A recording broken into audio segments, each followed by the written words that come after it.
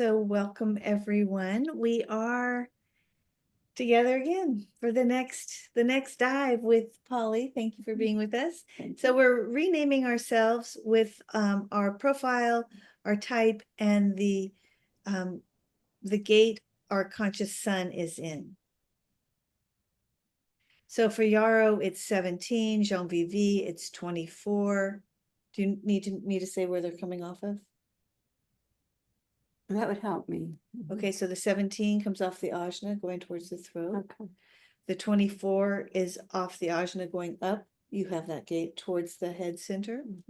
Heidi has the sun in 64, which is coming down from the head center. To the ajna. Mhm. And the name of that gate is? Confusion. Mhm. Eloisa has her sun in 20, which is off the throat center going towards the G, the sacral, or the spleen. It goes to 3 different places, and that's in the present, being in the present moment. And that's gate number what? 20. 20. Mhm. Roxanne has her sun is in gate 39, which is the gate of provocation. Goes from the root to the emotional solar plexus. I believe you have that yourself. I'm not sure. Barbara also has the sun in gate 20. Barbara and Eloisa, your birthdays are in the same time frame. And Hilda has the sun in gate 40, which comes off of the will center going towards the emotional solar plexus. And that's the gate of aloneness, the gate of restoration, retreat and restoration. It's tribal. That's the only tribal energy I see here. And who is that? That's Hilda, Hilda. who's in Belgium. Uh-huh. All right. So, yeah, okay, internet issues. People are having internet issues. Interesting. All right, so let's just begin. Since we're such a small group, let's just take a minute each to check in relational presence. And what is your experience? Can you say you have 2 options? One is just what's here right now, but the other option is what's your experience of your sun in that gate? All right. And I'll set the timer here.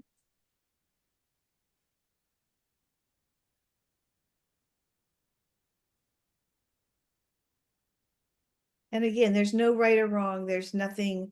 It's just this really for us. It's not for anybody else.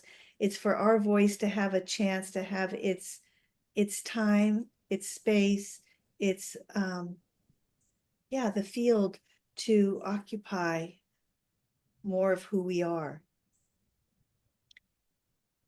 Is there someone who would like to go first? Oh, Roxanne is right there, ready to rock. I Okay. am ready. Yeah, baby. Go, girlfriend. Oh, yeah. I don't know, there's something happening, but the gate of provocation, I am the provocateur. And when I first learned about that, I didn't really care for it, but I'm starting to embrace it and just I don't know, it's like today I just have a playful attitude about it, like, yes, that's what I'm here to do, to provoke people, but it's in a good way. And there have been times in my past when I would just poke at people just because it was fun and I was good at it. But now I recognize the blessing that it can be. And yeah, and it's, I don't know, I can feel things shifting in me in a good way. Just like embracing that this is my design, this is my avatar, this is my operating system, and I'm gonna go with it. Yes. Thank you, Roxanne. That's so good. Okay, who would like to go next? So just so you know, in our protocol with relational presence, we don't respond when they're speaking. Okay. We just give them the space to have their experience. That's nicer than hitting me in the mouth.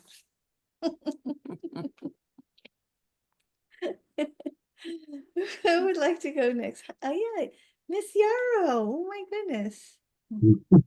Surprise. Yeah, hello. Um, yeah, I'm excited about this son in 17. Like I thought I would get to know it since it is my son. And like Roxanne, I was like, oh, the gate of opinions. Um, but as I read about it and feel it inside, it's like my opinions have been, I can see rigid. They've kept me in a certain lane, and most of the time I need them to be right.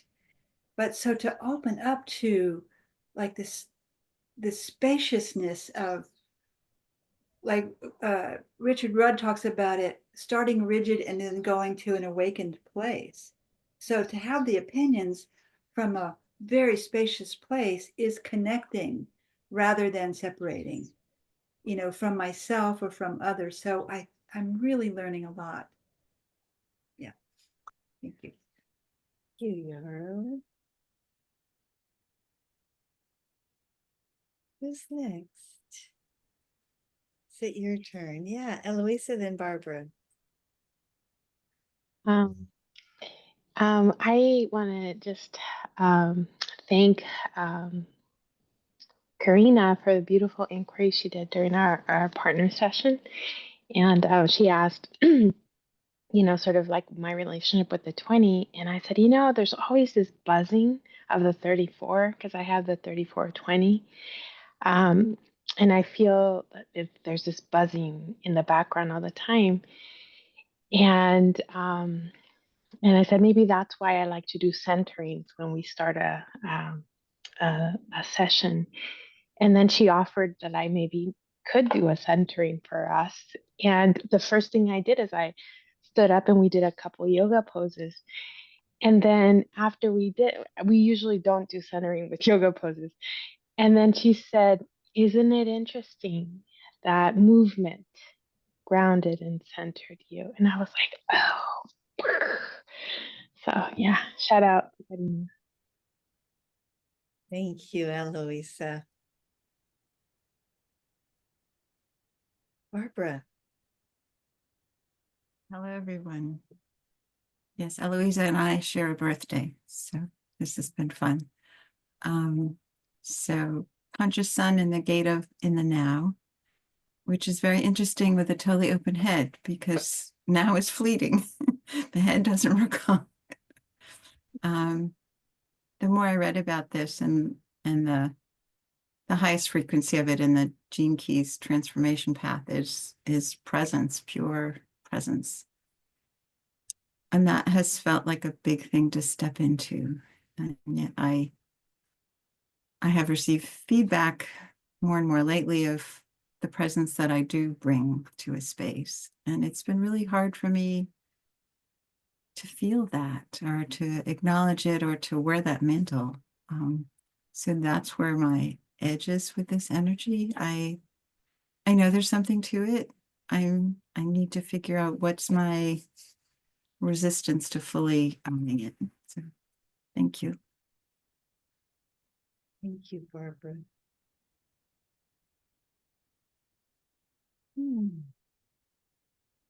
Yeah, Jean-Vivi. I can go. I didn't notice my phone. My microphone was already on. So I have a sun in 24, which is in the middle of my ajna there. Open ajna pointing to completely blank head. And the note I have about it said, looks for gap between thoughts. And I just love that. I think I wrote that about it because I just love it's in the individual knowing, and where else can I find myself than between my thoughts? And then the fact that it's on an empty ajna pointing to a completely blank head, it's even more illustrating that how important it is for me to connect to that emptiness or quietness or silence. So that's it. Thank you, Jean-Vivi. Heidi.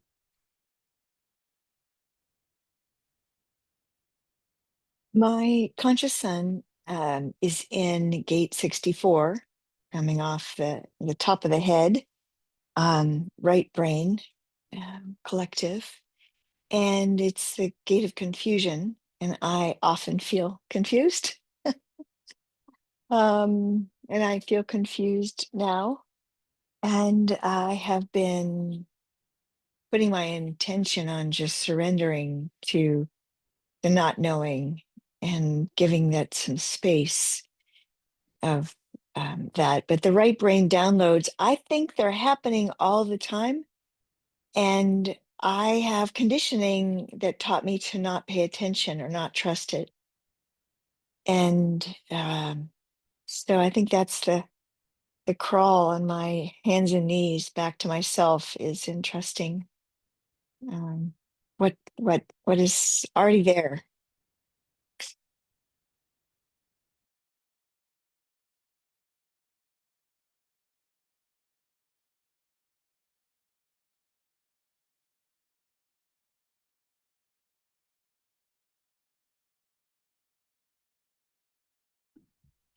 Okay. Yeah, I have the sun in 40. And in fact, I had a beautiful example today. I was giving a session, a therapy session to somebody who was really in a burnout, a teacher, really the typical person who's giving care and not taking so good care of herself.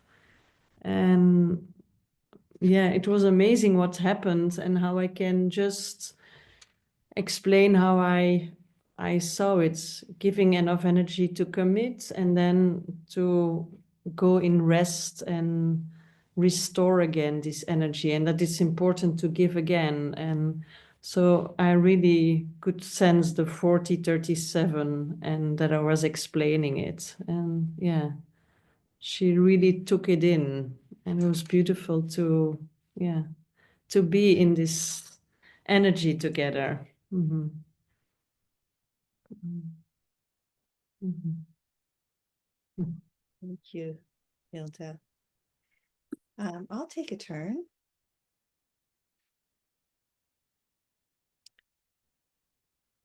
So my conscious sun is in gate 3, which is mutative energy that is sometimes called difficulty at the beginning. It's a innovative, creative energy. And what I know for myself is when I'm not letting, like when that's covered over with a fog, with my sun is covered over with a fog layer, I'm just not happy. I'm just not, something's not right, doesn't feel right for me. I just feel off track. And when I am letting that shine without regard for what the creation looks like or is, without my mind coming in and trying to manipulate it, there's just a kind of a joy and a natural aliveness that has its own life that feels like crucial to my well-being, honestly, to my whole well-being. So thank you. Want to say anything about your 62? Is there anything that wants to be said?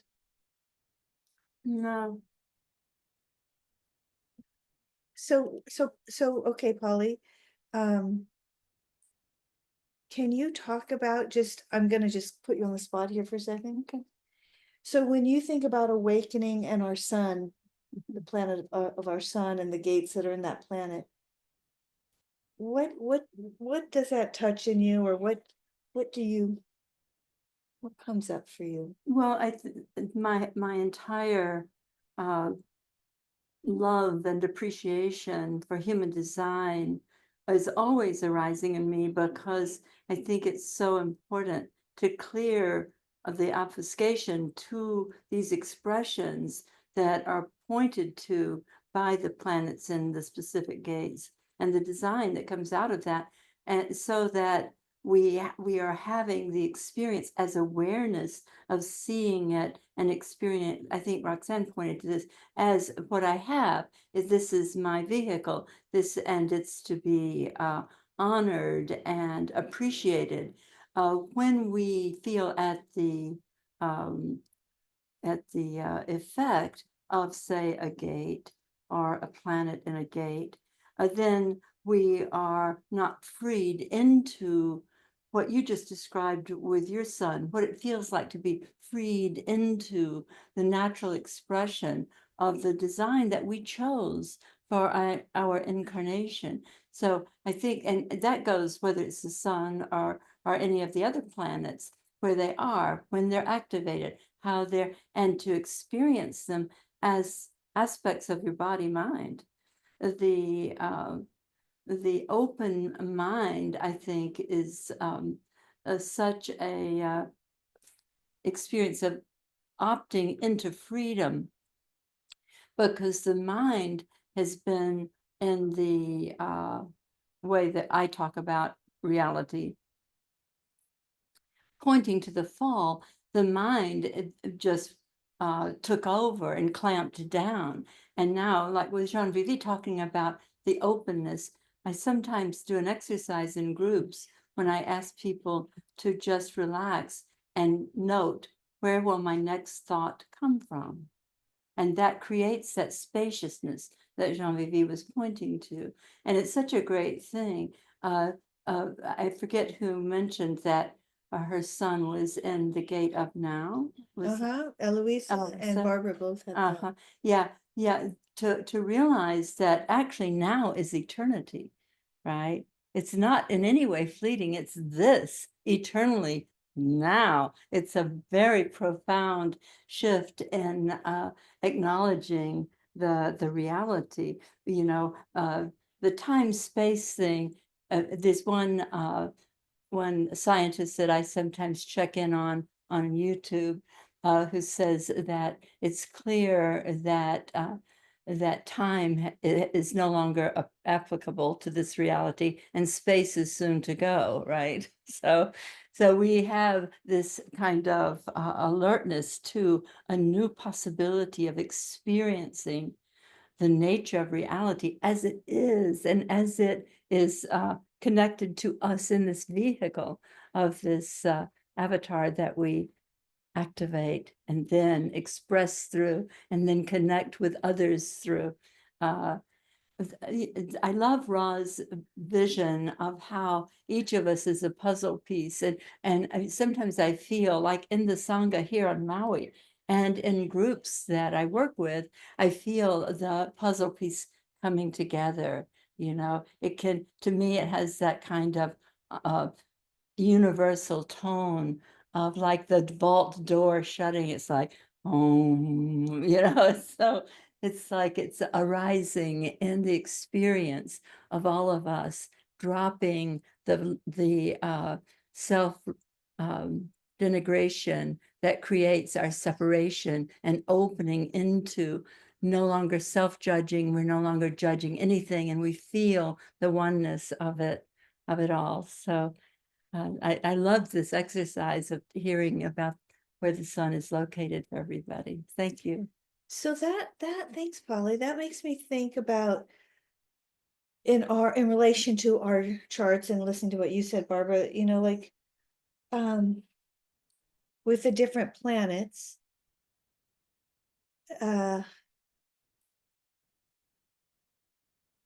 yeah, how much we can embody and allow that fully to be here, and how much are we I mean, I talk about this anyway, like in aversion to something, or like Roxanne, you love your provocation, right? But if you're in aversion to your provocation, if someone's in aversion to their provocation, that's the big energy, that's their sun. Like how does that work? Right? How do they Yeah. how How do do we you shine? how do you shine? Yeah. Right. So what I thought as you were talking, Polly, is that we could see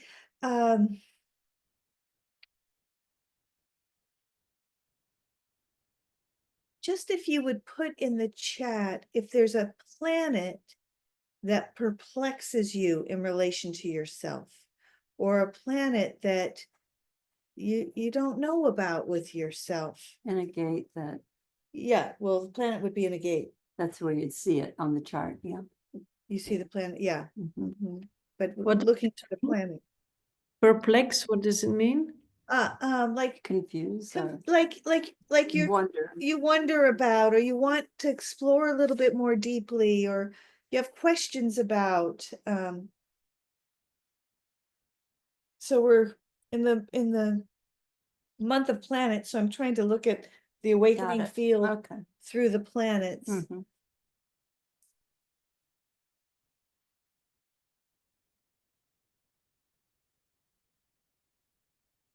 Uranus in 32. Who is that? That's Eloisa. Yeah, okay.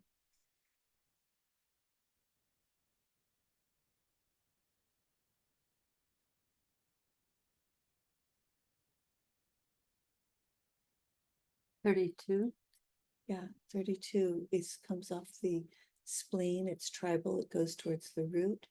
It's the gate of Oh, God. big dreams, knowing what to follow. Like Mm. it's that whole channel is about waking up, basically. Mhm. But it's either business or spiritual. Could be either. So go ahead and put in chat. Thank you, Eloisa. I only see one unless I'm missing some.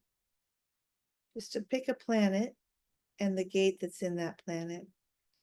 Okay, Uranus. We've got Uranus again. Conscious and unconscious in 39. Provocation. All right, that's good. We've got Uranus. Perhaps we should go to Uranus. What else? I just want to see Chiron. Yeah, Chiron in 25. Okay, that's also great. Anyone else?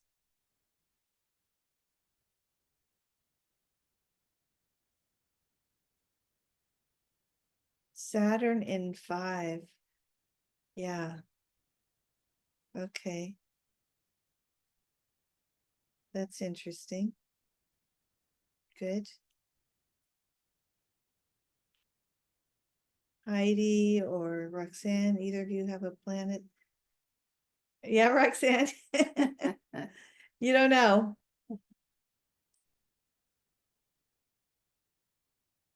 Pluto in 64. Yeah. That's a good one.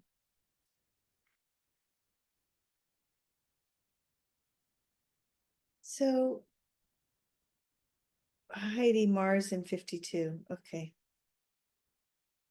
Yar, do you have a planet you're curious about? Or you?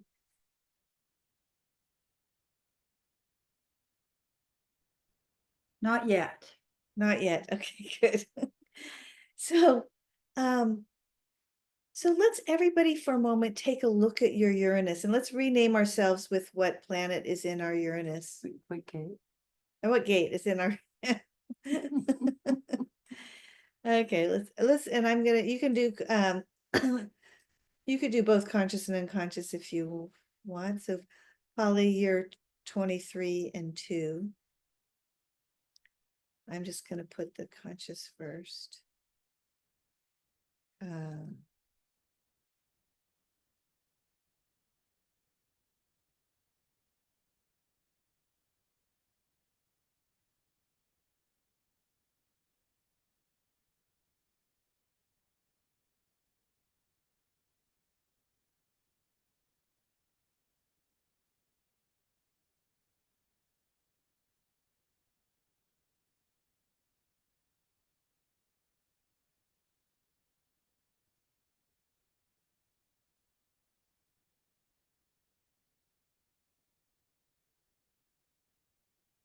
They'll just say who's got what, so you know, Polly.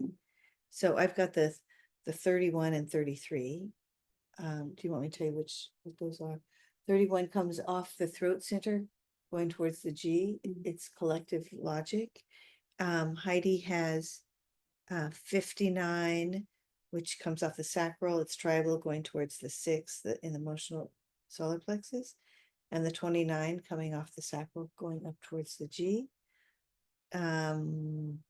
Eloisa has a 32 which comes off the spleen going towards the root, and the 57 coming off the spleen going towards the throat or the G or the sacral. Barbara has the conscious and unconscious in 31 like me. She's got 31 like me. Hilda has 6, which comes off the emotional solar plexus going towards the sacral. And Roxanne has a conscious and unconscious in 40, that gate of aloneness that comes off the will center. And Yarrow has the conscious and unconscious 39. So that gate of provocation That's the Uranus location. for Yarrow, yeah. Conscious and unconscious in 39. All right, so let's take a moment and think about Uranus and think about, and I want to hear from you about the awakening aspect that you would think of, because we're trying to tap you Mhm. on this. Like Uranus, that energy of surprising, unusual, unexpected. So think of your gate, whatever that would be, and think of how does that shine through you? What kind of surprise, what's the flavor of things that are surprising and unusual in your life? How does that show up? So I'll just give an example of myself. The conscious Uranus in 31, that's, and I think Barbara has it too, leadership. It's like but we're called to leadership. That's gate of leadership. So a surprising and unusual kind of leadership. And the 33 is collective right brain. It's like it's looking back and gaining wisdom as you look into the past. So I think I've had surprising and unusual ways of doing that. I entered into a conservative field of psychotherapy, but I did Katie's work. I did Tibetan Buddhist practices. I'm working with you. It's like there's a way that I look at the past that isn't in the straight and narrow, that has an unusual or surprising perspective. I think with the 31, I was called to be a leader with Byron Katie. That was shocking and surprising and unusual at that time for me. So I think I've been called into leadership from teachers in unusual ways. I think that has been historically true for me. So when you think of awakening through this energy, does anything come? Well, I do think that Uranus is the provocateur in a way. It's not the provocation planet necessarily, but it has that quality because of the surprising and unusual. So it can be what we would commonly call a shit stirrer, right? I mean, it shows up and pops something. I think that astrologically that planet has just moved into its home sign of Aquarius, but I'm not sure. That might account for some of the external collective experiences now of unusual happenings in the reality.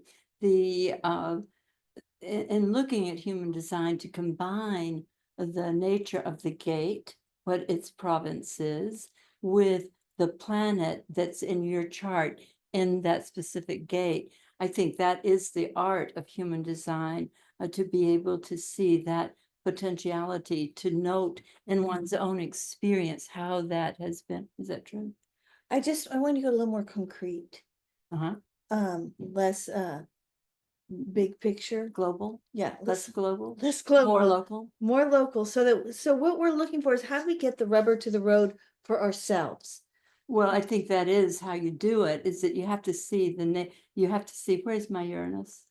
Your Uranus, it is in 23 conscious and 2 in unconscious. And right now, the Uranus is in 23 in the planets too. Mhm.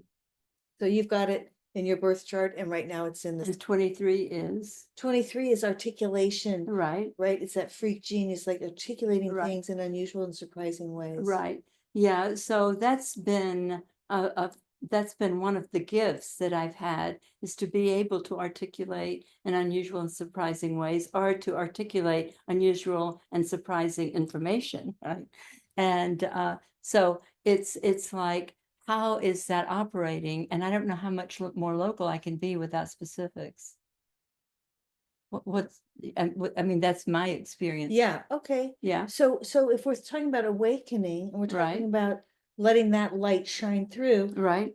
have there been times in your life where, that couldn't come through, or Yeah. that freak genius aspect, you said something and it wasn't received or didn't Right. land, or Yeah, and that's it, it's always operating, as does everything, as long as we're caught in the mind and polarity, we're also caught in that dynamic of the polarity in our human design. And I certainly early on had a feeling of being the odd person out. Like, I would say something and people would look at me like, is she crazy? Right? Or it would seem so obvious to me, but it would feel like so. In my experience, and I can attribute it, I think, to Uranus in what, 23. Mhm. I do think it's like a stranger in a strange land kind of experience, because you say something and it just doesn't land. Right. That's your Uranian quality to it. But also the ability to express something unusual, which I lived into, not really early, but finally lived into. I don't know what else, what other direction. Yeah, I don't know. I'm just playing around here, Yeah, trying to find a exactly. footing. I haven't found it yet. Right. So let's go to Eloisa, because that was your request, was Yes. Uranus in 32. And so can you tell us, Eloisa, a little bit about your grapple with that, or Yeah, it was really helpful, Polly, what you're talking about your experience. And um, I was just going back and reading more about 32. I think my ambitions are unusual. Self-realization, Um, and that sort of came later in life. It wasn't something that I was aware that I wanted to do. It sort of showed up all of a sudden, um, as I became, and maybe even um, yeah, so unusual for the world ambition, maybe. and I see it's in point 3. So perhaps what you're saying, it showed up later, perhaps just questioning to see if this lands. You were experimenting with what your big dream was. Like, you were Yeah, trying different things until it landed. Like, I use the analogy of a kid, learning to walk. They step here on this side of the foot, this side, and then they land. Like, you landed. And I'm yeah, guessing, go ahead. yeah. I think so. Even I would say, I think I wrote something like I chose the field of medicine, not really knowing what it really didn't feel like it was an ambition. It was really kind of like jumping into it. And then I left the hospital practice and I started doing biotech consulting because it was just like, maybe this is it, experimenting into it. So it's very, and that was unusual, right? So it was unusual. Medicine was unusual for my migrant farm working background. And then it was unusual to switch to biotech consulting. And then uh, also just sort of now uh, wondering um, like how to incorporate my core, just kind of balancing that, like life, like, I see it like the basin of life is self-realization, and then sort of the drama of how it plays out. Like, how am I going to bring, um, how am I going to practice consciously? Um, techniques of self-realization in the world, you know. So my career is shifting. I just don't know where. So I want to mess with you for a moment here, if that's okay. Because I'm hearing you contemplate from your mind what you might want to do. And I'm seeing that 32 is coming off your spleen, which is intuition, right? It's in the, it's sensing. It's an animal, there's an animal quality to it, right? There's a, like, where am I called to go quality, rather than let me figure out where I need to go. You know, the whales don't think, oh yeah, it's time to go back to Alaska, right? No, there's something that awakens in them that calls them. So I'm just wondering if in this, if we're looking through the lens of awakening, if and moving, shifting from the head to the heart, that shift, if you can come in a little closer to yourself in the unknown and rest in the unknown and sensing in rather than figuring out. Am I on track here? Or am I off? No, you're right. You're right. It's always that. It's always that. And the intuition I have is I'm asked to be right now. I'm asked to be in the curiosity of it. There's no direction right now. And what did we just talk about? Sun in 20? Yeah, practice Sun in that. 20 and eternity. So let's take your big dreams, let's take your ambition out of time and just put it smack dab in eternity. And in the exploration, the unusual and surprising exploration of what the dream is, what the ambition is.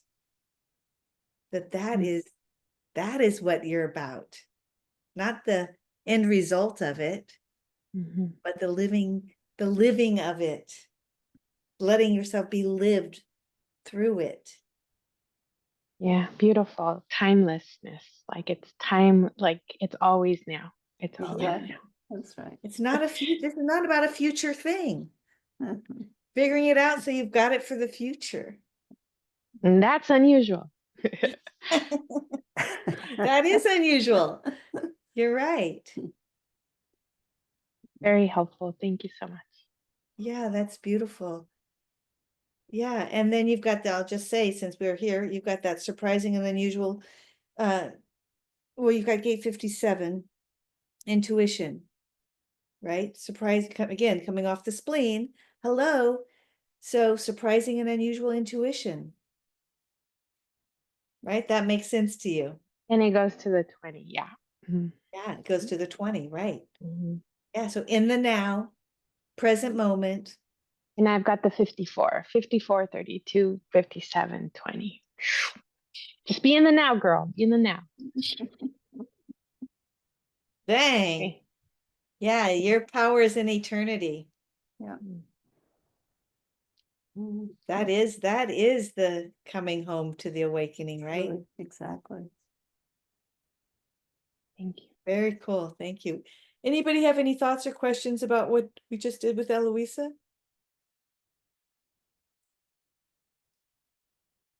Okay. Hilda, let's go to you since you put Uranus as your question mark too. So you've got Uranus in 6 and 6.6 and 6.3. So it's in 6. So 6 is that gate we've been talking about, the friction, right? Conflict, yeah. Comes off the emotional solar plexus going towards the sacral. I'm just about to send an email on these two gates. So the higher frequency of that is peace, right? That's the higher frequency of that. And the friction is this incredible potential to be the grain of sand that creates the pearl, or the sperm that breaks through the egg to create the embryo. It's talk about shaking, and Uranus is shaking things up. Uranus is shaking up structures that were caught in. It's like breaking something open, creating a new structure, a new way, a new path. And you've got friction in Uranus, you've got Uranus in friction. I mean, that's kind of like a double Mm. Well, whammy. it would be its natural place in a way. Uranus will tend to bring friction. So you've got a kind of a natural position for Uranus in that gate of friction, right? So it's to be at peace with that. What is the gift of it? Do you know? You said the city, I think. I did. I've got it in my email. Hang on, I'll pull it up.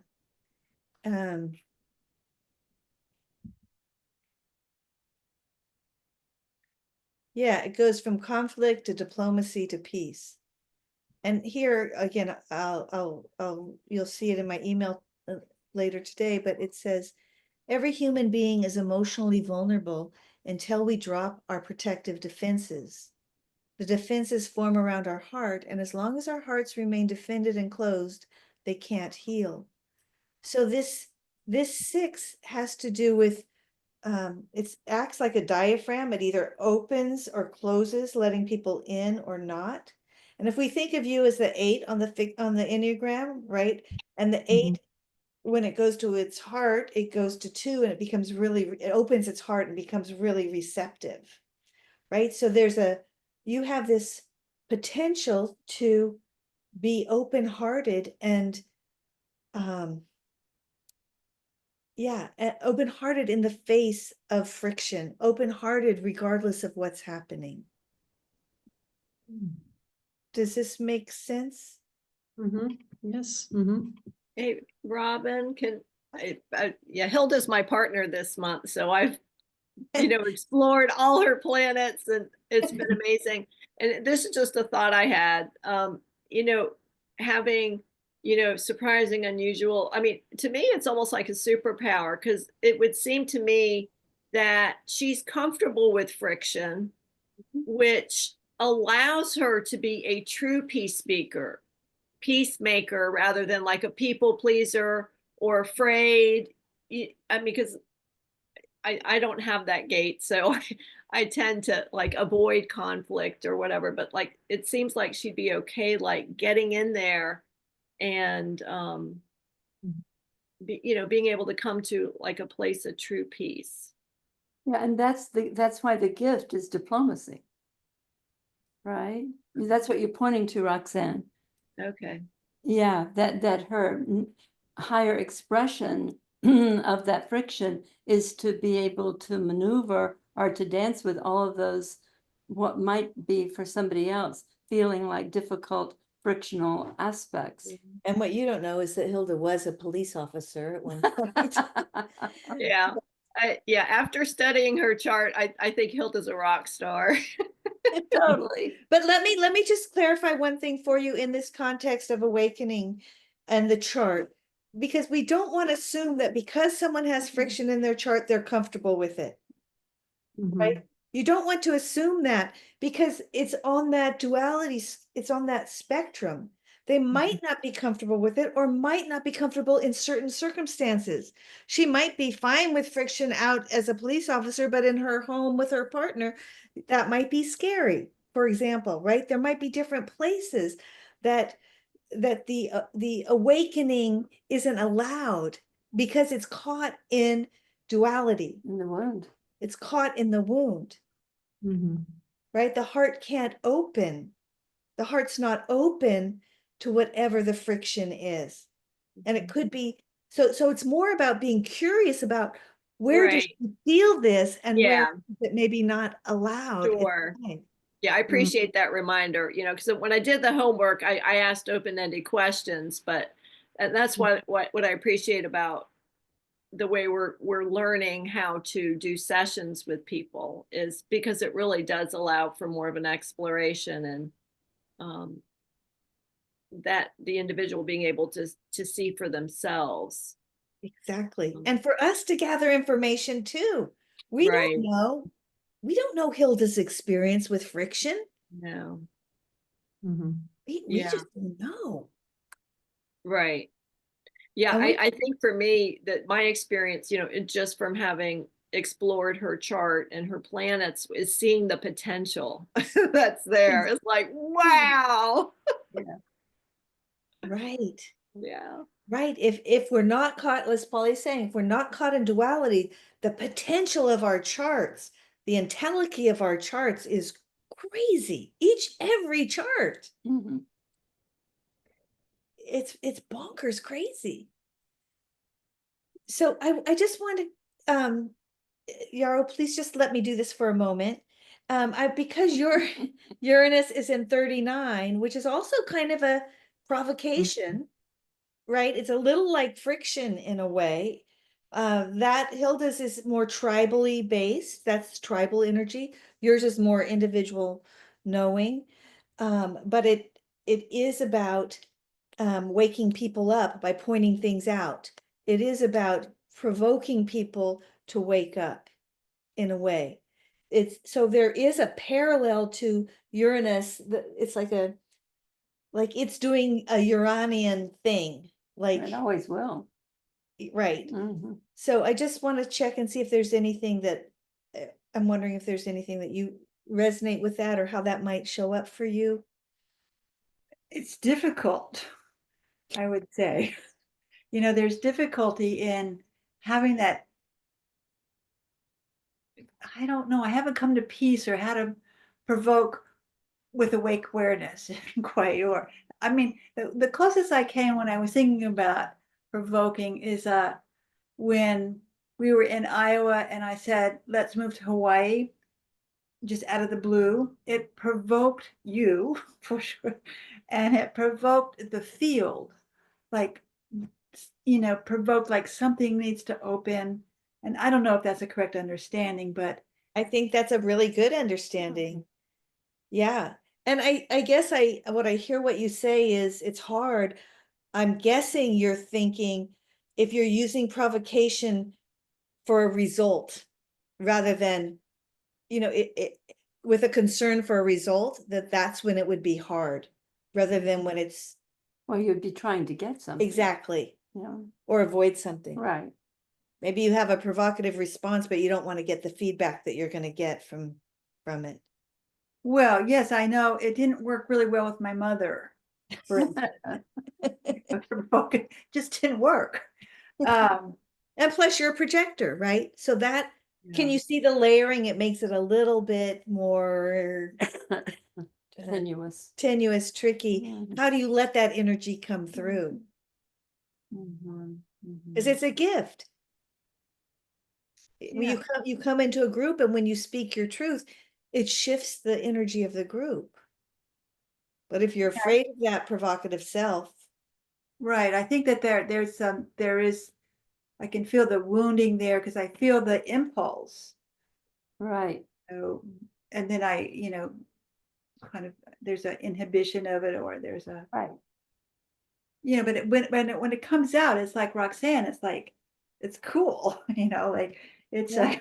a fun thing to play with, to provoke people. And if I'm not afraid of them or take it seriously in a certain way or not expect a result, not expect a certain outcome from it. That's right. It's Yeah. lively in Yeah. a way, it's lively. Yeah.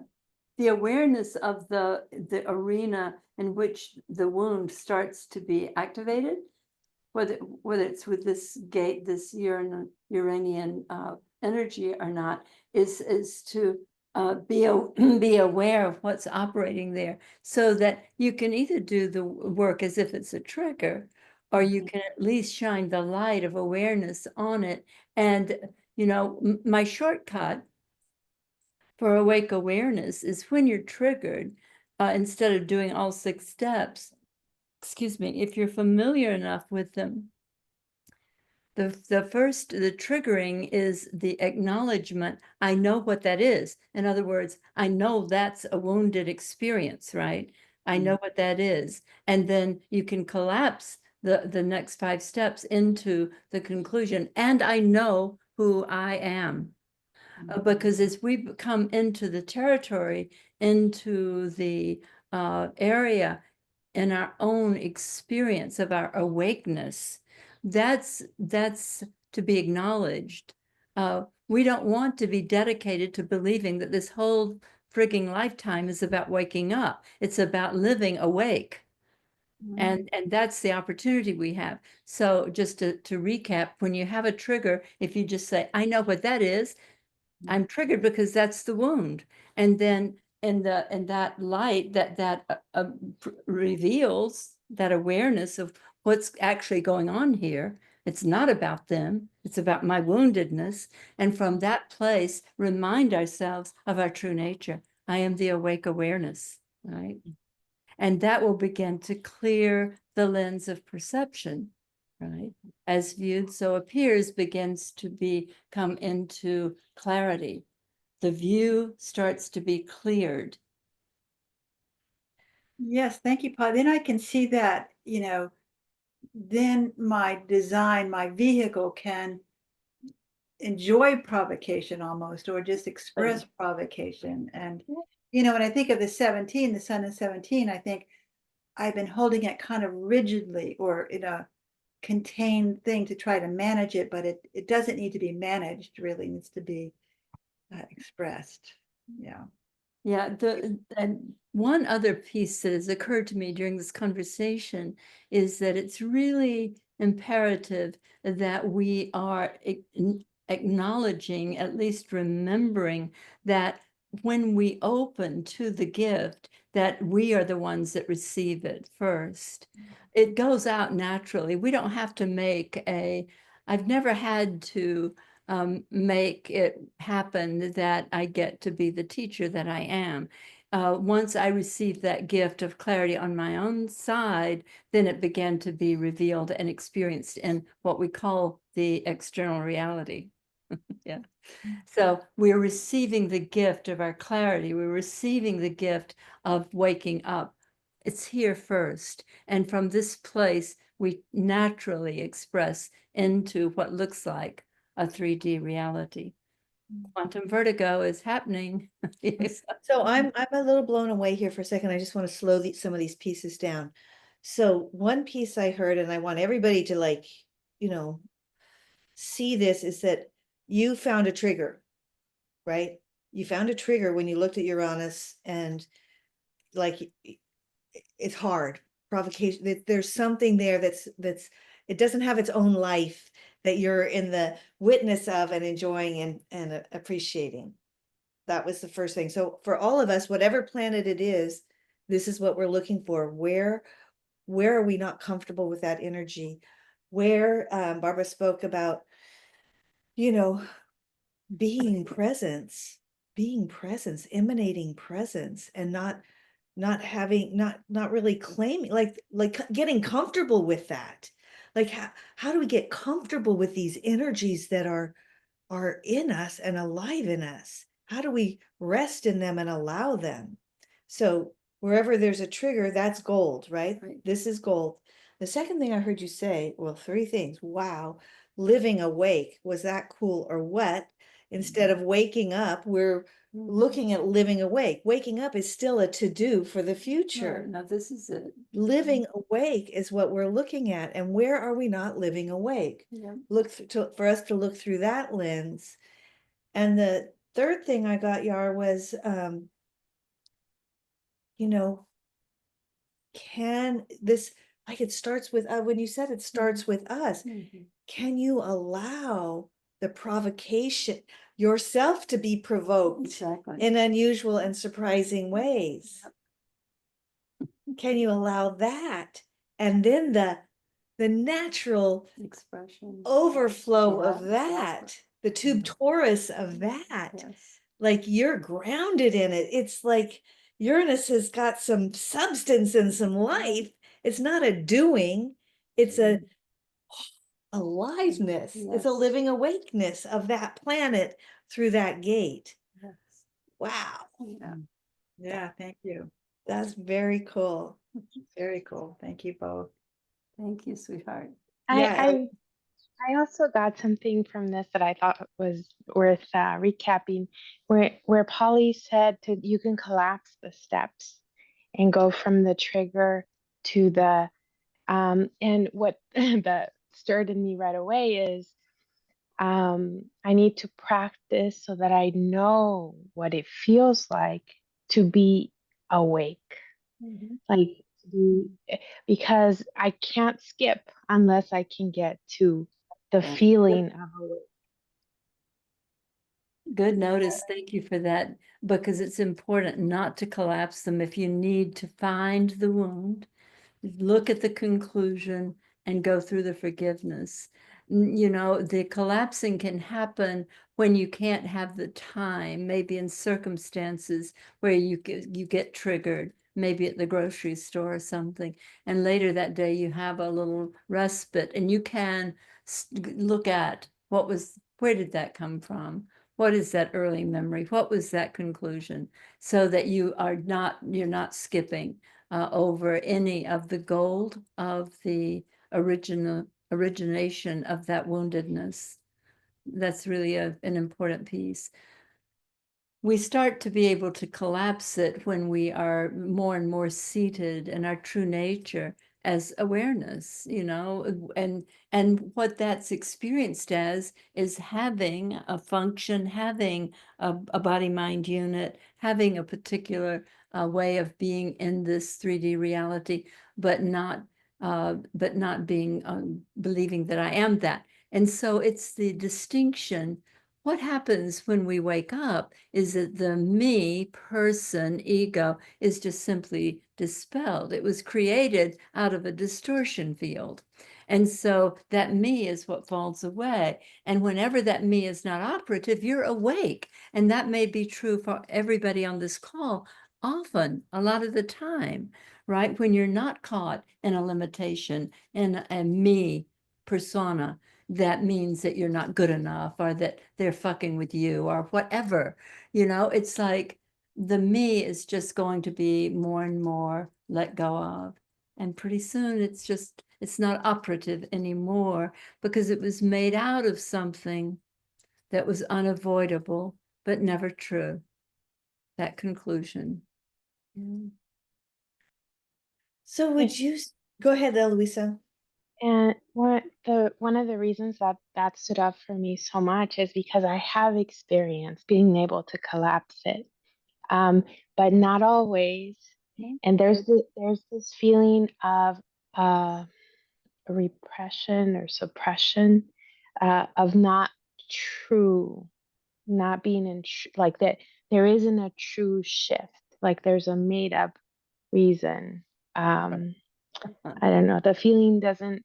So I guess maybe the question would be, um, when I'm not aware that it's not true, when I'm thinking, I'm skipping, and I think that it's okay to skip. And I think what I heard you say is maybe because I'm new to it, just when I have more time, go through the steps. Yes. Yeah, Okay. for sure. Yeah, because we're not looking in any way to do a psychological therapy number here, nor are we looking to do a spiritual bypass. And that was what was going on for this body-mind unit for many years before the me was dispelled totally. And the freedom of living in the truth of who one is, expressed through the vehicle, expressed through the design. And the gift part of the design starts to show up as we are no longer identified as a me, an ego that was created out of fear, which is the origin of all of those identities. Yeah. Thank you. So I'm just trying to land this in the planets. Is this being helpful for you guys? Are you this good? Yeah, it's great for me. So when the me is no longer operating, then we could say the energy of the planet through the gate is freed, is liberated. That's right. That makes sense. Everybody resonate with that? Yeah. Okay. So just take a moment and look inside at your Uranus if we haven't worked with your Uranus, and just see for yourself, check for yourself. Maybe even, I love this, putting our hands on our hearts. Just see your relationship to Uranus. And is it allowed its life, or is your mind trying to dictate it or control it or contain it in some way? Are you allowing this energy in for you first?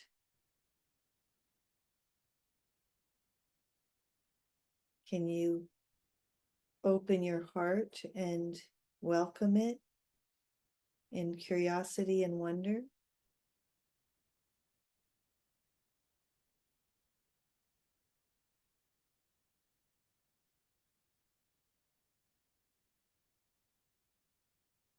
Okay.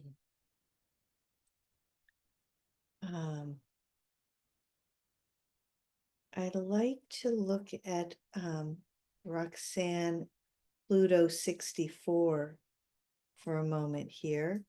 So we've got the context now. It's the same template for every planet, right? We're looking at, am I aligned with this? How am I me to the planet and me to the world with the planet, right? There's both of those. So if everybody will just take a minute and look at what your Pluto is in, and you can go ahead and rename yourself if you want with your Pluto. So we'll just open to our Pluto energies.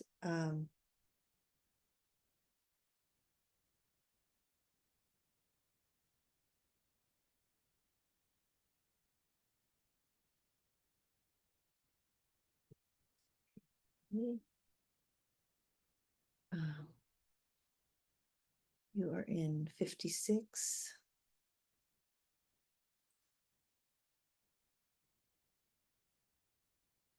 Conscious and unconscious. That's the storyteller coming off the throat, going towards the Ashna. All right. So when we talk about Pluto, we're talking about transformation, right? True transformation. So the way I think about that, and you can see how it shows up in your life, like whatever situation you're in, when that energy is there, there's transformation happening. So for you, Roxanne, you've got Pluto in 64 conscious. Is that conscious and unconscious? Yeah. Yeah, my little words are in the way here. Yeah, I see it now. So when you go, so if we think about physics and they say how things go to chaos before they go to the next highest level of coherence, like chaos, that confusion place is a place of transformation. When you allow that place of not knowing, of looking at the whole picture rather than parts of the picture. And that includes, because this is right brain sensing, that includes all your past experiences are in the picture. Whenever you allow the fullness, the whole of the past, your experiences, symbols, metaphors,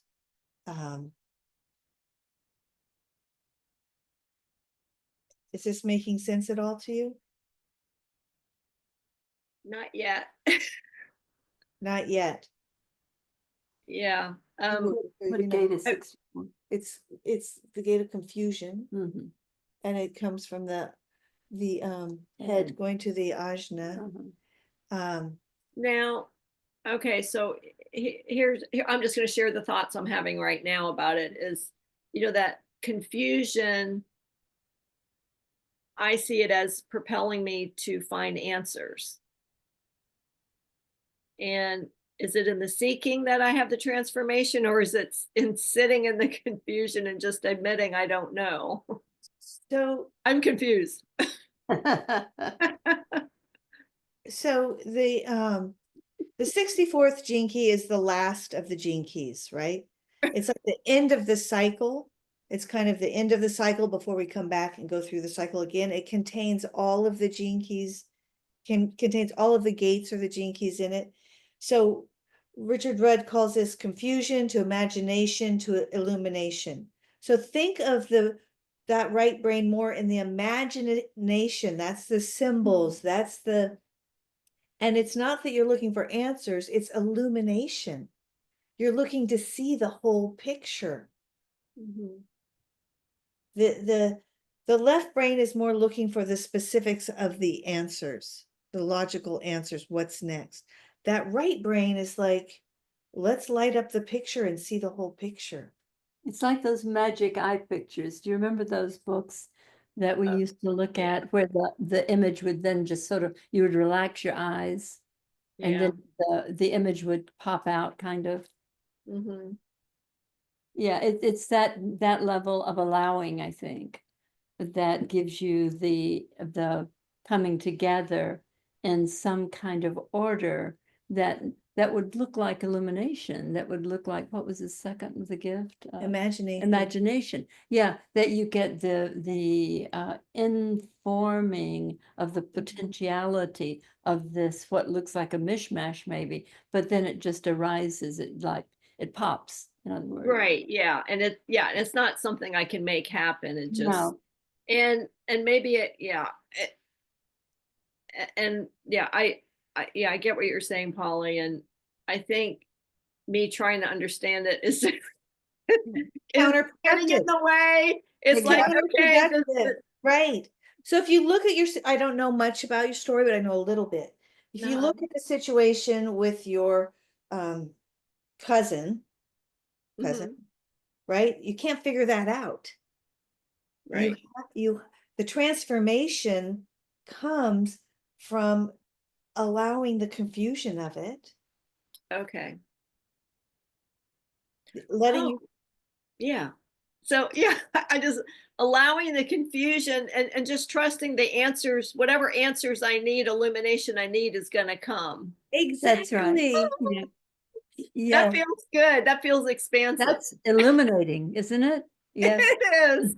Yeah. One of the things in the Quantum Revelation book that our Sangha has been reading here by Paul Levy is instead of the polarity of this is it and that's not it, we go into what they call four-valued, where both could be true, it could be not true, but you're lifting up out of where we've been held with right and wrong, good and bad, polarity, in other words. So when we're lifting up into the gift of whatever gate, we're lifting out of the mind to whatever extent, where we've probably been in reaction to the limitation of the, what's the first level called? Confusion. Yeah, confusion in this case, but it's the challenge. It's the challenge. Yeah. So we're lifting up out of the challenge of that gate or that location and just allowing so that we're not caught in the mind, which was the fall, caught in right and wrong, good and bad. In other words, polarity and duality that was underpinned by fear. And so this whole process of waking up has to do with a shift in perception. And that shift in perception can clear the lens of perception. So that as viewed shifts and then what appears changes. Yeah. That was good work, Roxanne. Yeah.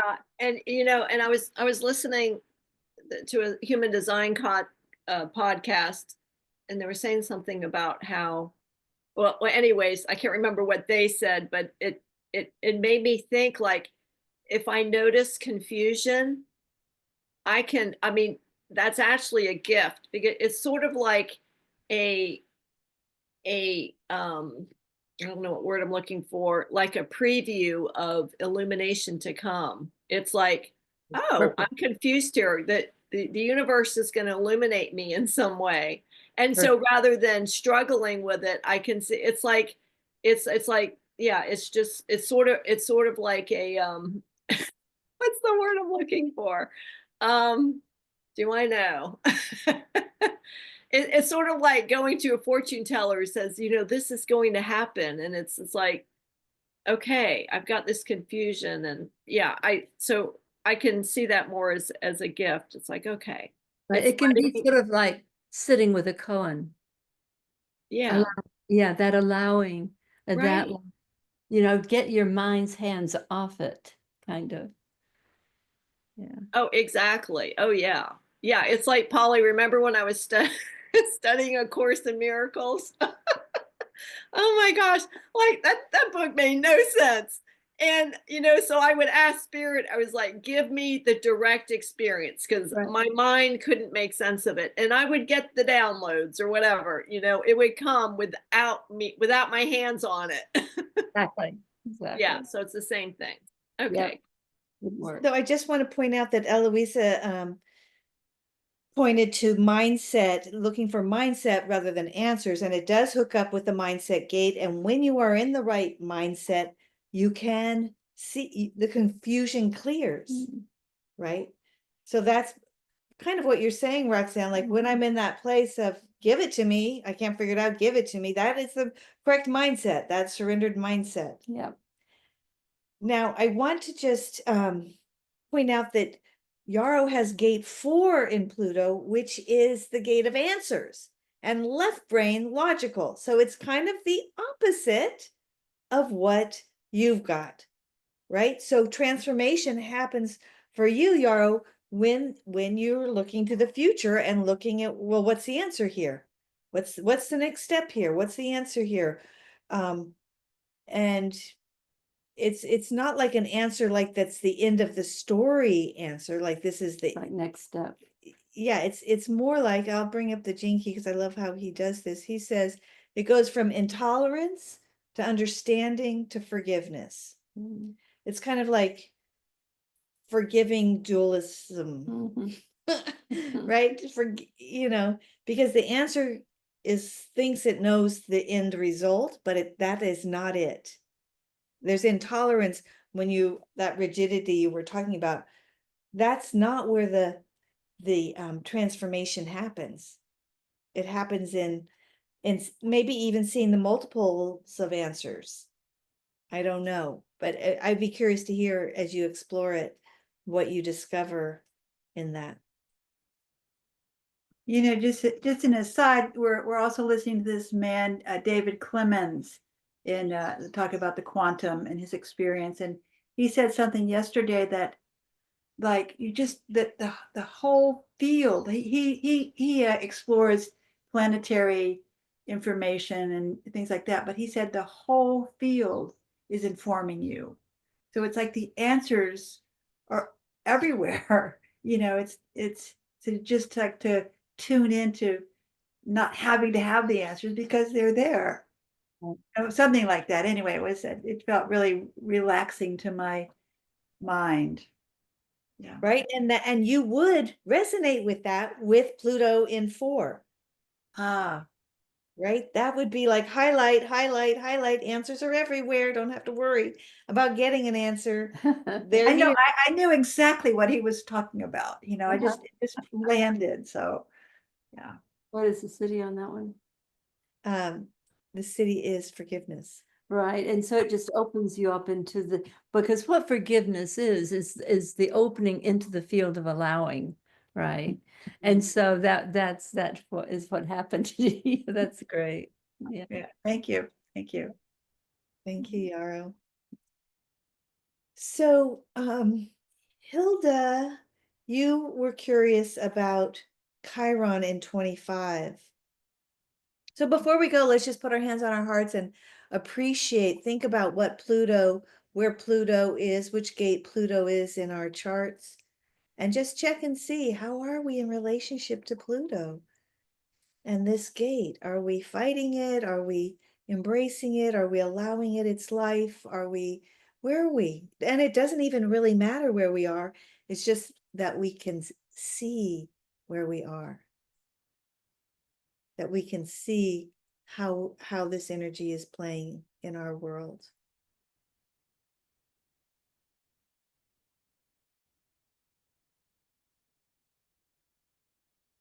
And now let's turn to Chiron, which is that wounded healer. And it's kind of a mysterious one. I have to say, I really believe it's a lifetime exploration. It's not a one, none of these are one and done. That we're entering into relationship, we're entering into discovery, we're entering into allowing that planet to have its life through us and through that gate and through that energy. So Hilda, if everyone wants to take a minute and look at where is your Chiron, the wounded healer. And if you want, you can put that in. So Polly, we talked about this the other day. Yours in 39, provocation, and 52, stillness.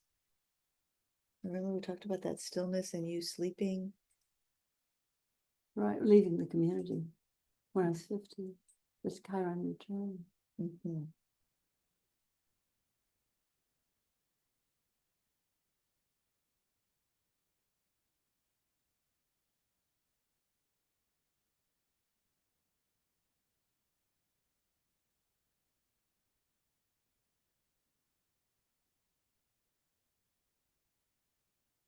Um,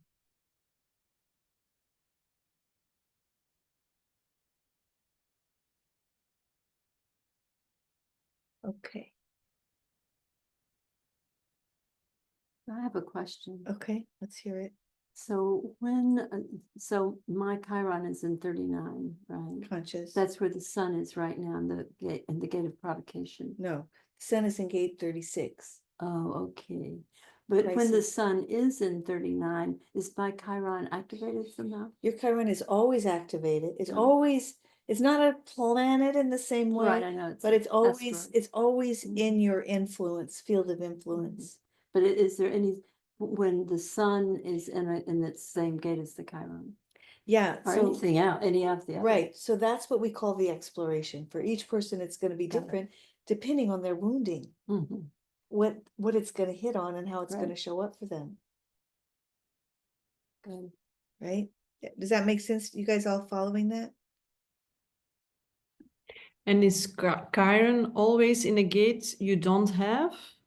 Or most of No, sometimes, for example, let's see. For example, I'll show you Polly's chart real quickly here for a second. Polly has gate 52 in her chart, Which is stillness. She has that in her chart. In Venus is in 52, Mhm. but it's also her unconscious Chiron. Mhm. It doesn't show up on the chart though. Right? If it showed up on the chart, there'd be a red, this would be half red. So Mhm. when someone has it, then that's super interesting, because it's like, okay, this is something she values about herself, but it's also someplace unconsciously where there's been wounding. Mhm. Yeah, but her 39, she doesn't, the conscious one, she doesn't have. It's not It so. doesn't have it, exactly. But that's what I'm curious about, that it's most of the time like that for everybody, that one or of the two is not really, Exactly. yeah, there. Exactly. And you've got that 25. Mhm. Yeah, both in 0.5. Mhm. Yeah, so the conscious and unconscious are in the 5th line. Is that what she said? Yeah. and oops, that's Yaro's chart. Hang on. Mhm. Wait a second. I'm seeing You the know- times. I know that we need to be smart here. But I want to pull it up while we talk about this for a second. So the 25 is a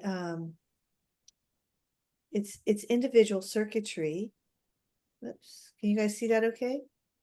Mhm. So Hilda doesn't have it in her chart. She's got it conscious and unconscious. And this is like unconditional love, right? This is that place of indiscriminate love, just the field of love, right? Understanding that this is the awakening to the truth of love, we could say. That would be one way to say it. So if there's been wounding there, then we're curious about, well, what happened? What's your experience of not trusting the universe and that quality of everyone is it's like the sun. It's like everyone is worthy of love. Everyone, everything is worthy of that love. Right? In duality, we say, you're not worthy of love because you did this bad thing. I'm going to shut down to you. But in the 25, everyone, it's impersonal love. It's a emanation of love. It's love itself. So do you recognize where there's been wounding with that? Of not trusting love. Yeah, not allow, yeah, not, yeah.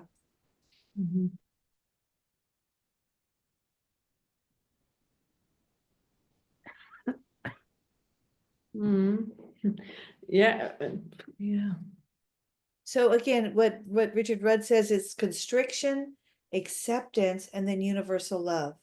So it's allowing regardless of what your thoughts are, what your responses are to people, allowing and accepting what is. This is the loving what is in my book, this 25. And if there's any constriction, if there's any bracing, then there's wounding there. And that's the Chiron location for her. So if wherever Chiron is, there is wounding, right? Yes, Yeah. there's wounding, and there's the potential of Right. becoming the wounded healer, becoming the one Right. that is the, like I'm guessing when you lead relational presence or work with relational presence, you're in that 25. You're living that 25 and embodying it and calling it forth in the people who you're working with. Is that, do I have that right? Yeah, for sure. Yeah. Yeah. No, what I'm puzzled a bit is with the wounding about, because it also has to do with innocence. And Well, in a sense, I think is just what's true, if that makes sense. Like the innocence of a child, there's the truth before it's credited over with the duality and beliefs and constrictions, and there's the innocence of the is.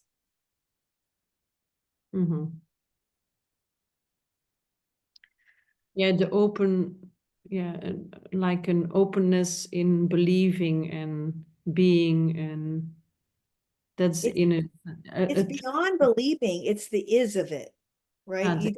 It's not an action, it's a resting into the reality. I'm going to put something in here that I'm not totally confident about, but I suspect, as I've just been being with the Chiron position and the wounded healer thing, I suspect that is the incarnational aspect of a past life. Wow, I really feel that when you say so it's not like we know we don't come in with a tabula rasa with clean slate. We come in with something, and I suspect the wounded healer carries the frequency, that experience in as it comes in and lands in our human design. Okay, that's something for us to all contemplate. I feel the truth of that, Polly. I felt it when I got it. That's very powerful. Okay. All right, you guys. It's Wow. 10:27. Yeah, we're like right here. It was so sweet to have an intimate group today.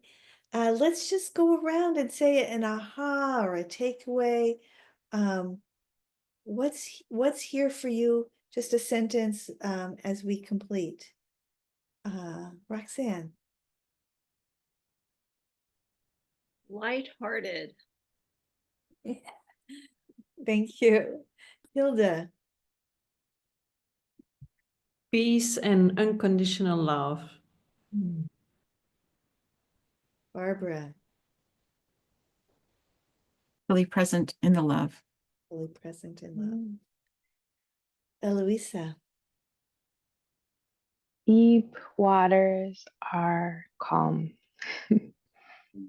Thank you. Very healing. Beautiful. Thank you. Heidi. Well, the word that comes to me is altered.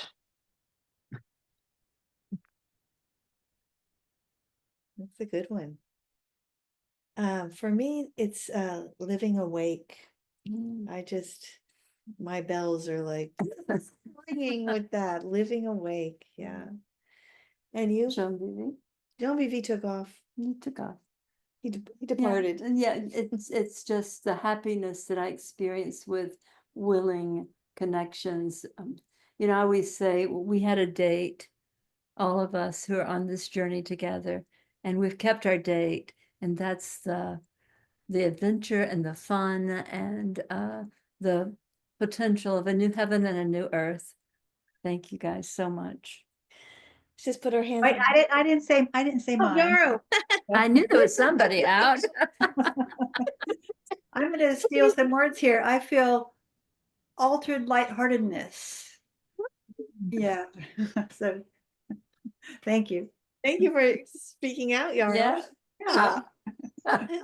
So let's just put our hands on our hearts and welcome our minds to drop into our hearts as we go into the weekend and just appreciate these planetary influences on our lives and open to the potential of letting them, have more of their life through us. Thank you all so much. And Aloha. aloha. Aloha. Bye-bye.